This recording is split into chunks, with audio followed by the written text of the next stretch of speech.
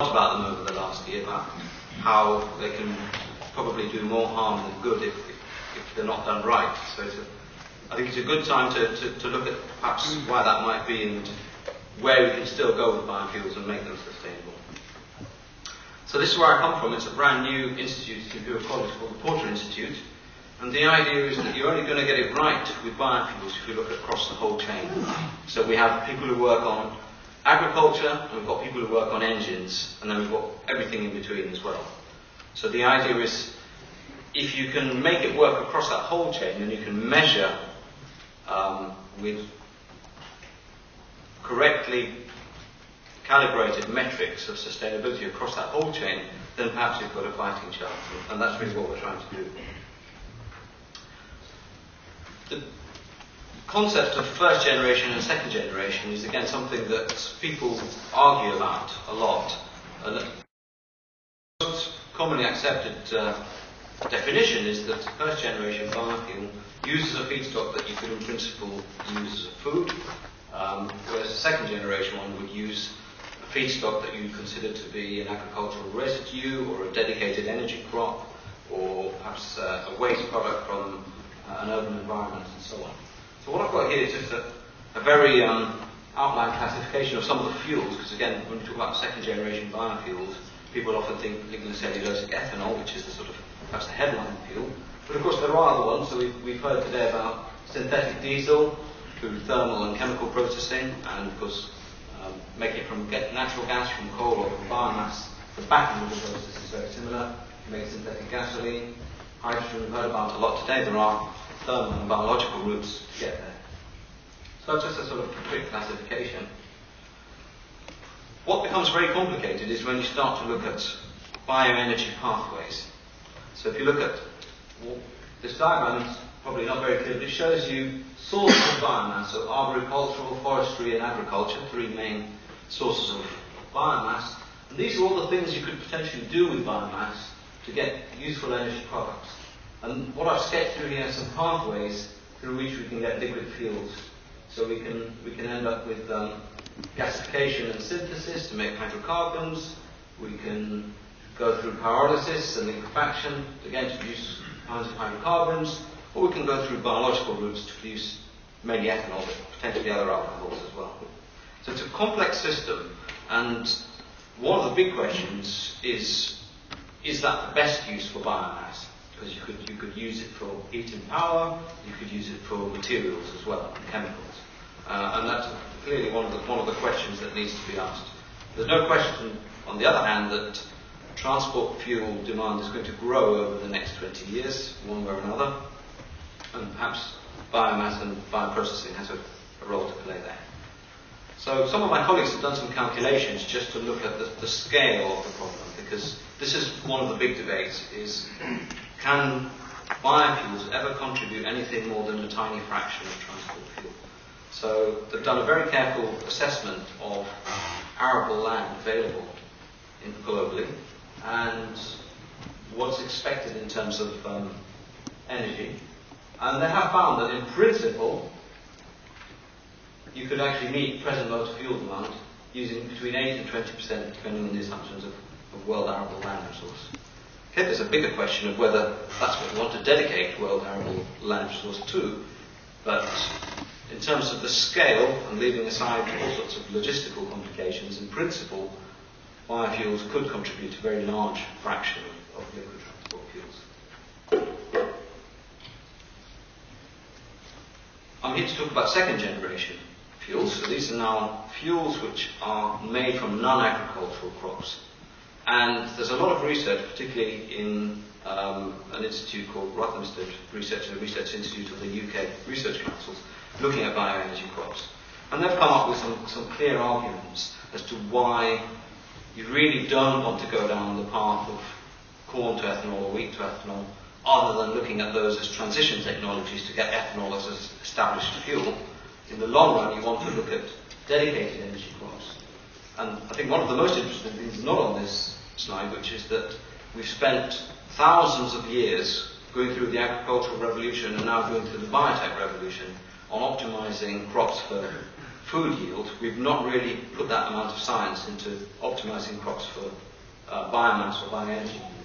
And so here are some reasons why second generation biofuel pathways are going to be, in principle, much better than first generation. And this is one of the things that in the public debate is often missed when people talk about biofuels being bad, is that they are looking at the very worst of the first generation pathways and not the promise of the second generation pathways.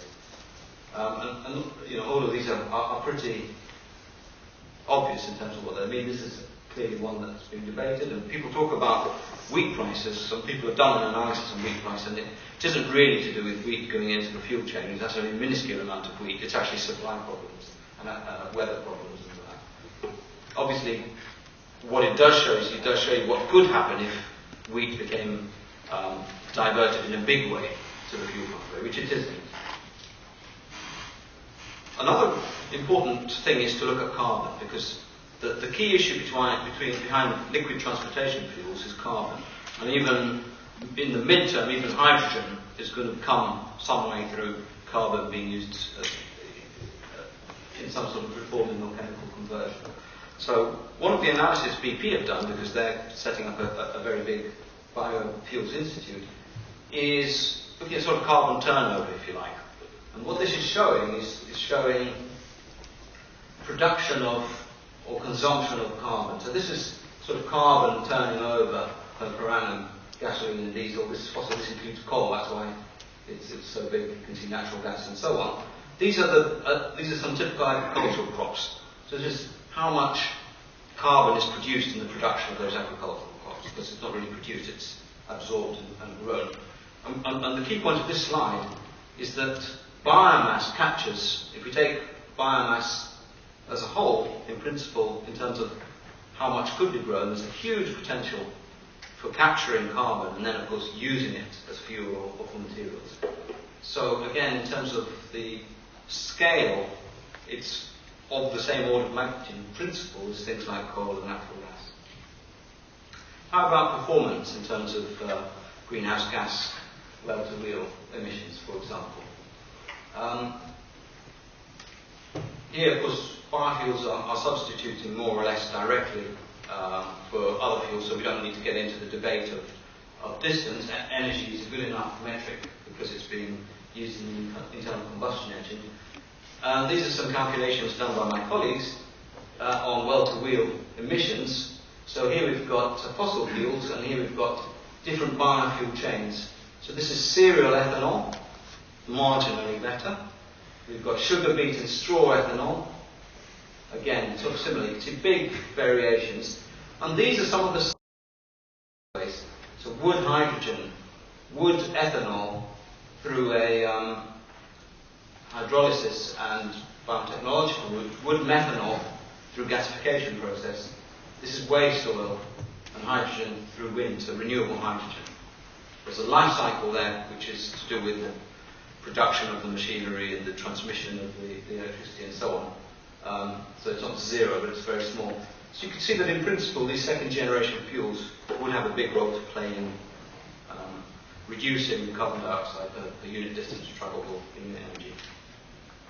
What about cost? Because that's the other area that's a huge debate, especially with second generation, are not competitive commercially at the moment, whereas some first generation fuels, particularly the Brazilian ethanol, is very competitive. It competes very well with gasoline prices.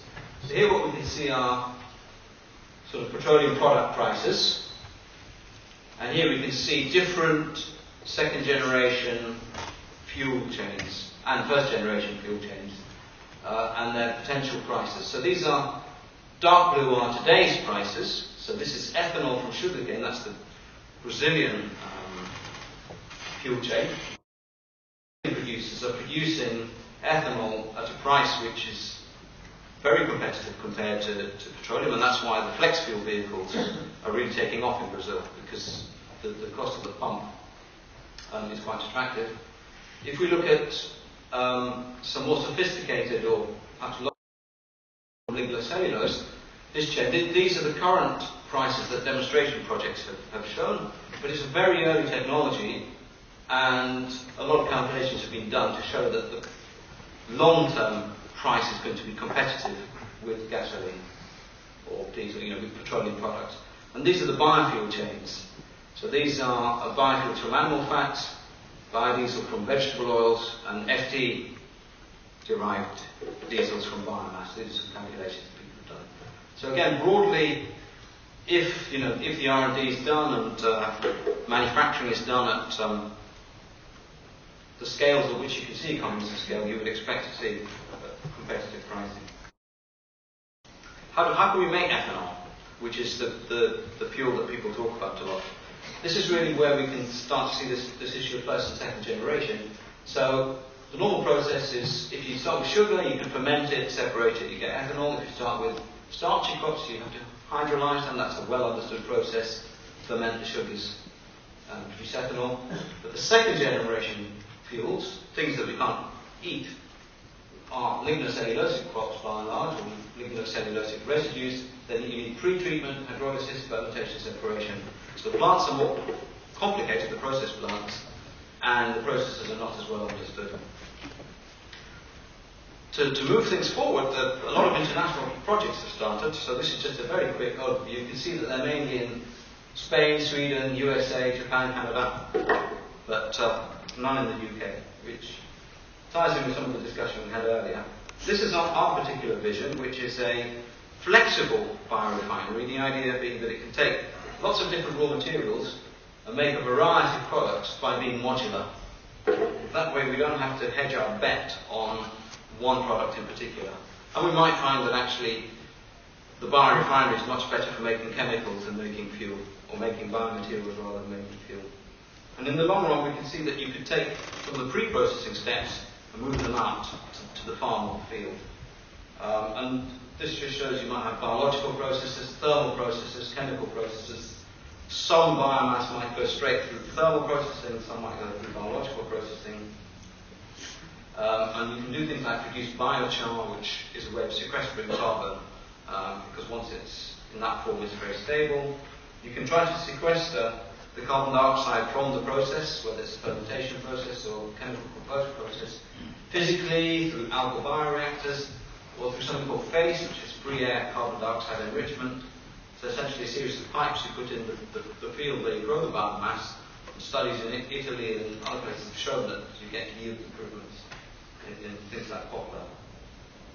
In the long run, if you're going to convert biomass to fuels, then you've got to go and learn everything that was learned in a conventional refinery. So in a conventional refinery, you might think it's an established thing, but actually over the last 50 years there have been huge improvements in things like energy efficiency, upgrading the products in yields, and you can take a lot of those lessons and apply them here. So you want to save as much of the energy that's in the biomass as possible and hope that that ends up in the products. You want to save as much of the carbon, because most of it is all about carbon. You want to try to get as much of the carbon in the products. So you don't want too much mechanical work in that process. You don't want extreme conditions. You add lots and lots and lots of chemicals at the front end, only to have to deal with them at the back end. So that's learning from something called root chemistry. And then, of course, you want to optimize the way you do the chemistry, and of course you want to use as much of the mass as possible. And then the big thing that's happened in petroleum refineries is energy integration.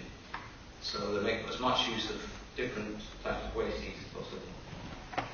So the idea is you make sure you trap all the carbon through the process, all the energy. You want those bits at the back end to be as high as possible. So where is the technology today? These are the kinds of demonstration plants that people are running, where they take biomass, it goes through these various steps. This is quite expensive, this step here, but they are able to produce ethanol. So you can see there are lots of steps, and in these steps they're introducing lots of different chemicals. In the long run, one of the visions is for processes that take advantage of typically genetically engineered organisms that will combine all of those different chemical steps into what's called something called consolidated processing, where you've got biological catalysts, you combine enzyme production, hydrolysis and fermentation, and you can hydrolyze the biomass using enzymes which the organism is producing, that produces what are called C5 and C6 sugars. Only recently are there organisms that can use both of those to make ethanol, but that's on the way now, so you can convert both those kinds of sugars to produce ethanol. So that's the long-term vision, is to have this organism or family of organisms that can convert cellulose, can convert all the different kinds of sugars, and is not producing lots of other things. It's producing as much of the product that you really want. So you can to things like acetone or acetic acid and so on. Once you've gone through that process, you'll still be left with lots of woody residues, and you might even have certain kinds of biomass which are not suitable for that kind of process. So the idea there is, of course, the thermochemical platform, which can either take sort of lignin residues from biological processes or waste or what have you. So we've heard a lot about GTL, and this uses very much the same technology. So at the front end, you've got to gasify, you produce syngas, and then there's a variety of things you can produce from syngas. And some of the things we think might be promising are, of course, diesel, as we've heard today, in terms of the synthetic diesel. Hydrogen, again, you've heard about today. Dimethyl ether as either a diesel additive or as a cooking gas, and also end-use methanol, possibly for direct methanol fuel cells rather than fuel cell fluid reformers. Integration opportunities also exist, so you can take synthetic isobutylene type products, combine them with lignocellulosic ethanol to make ETPE, which is a better fuel additive than ethanol itself.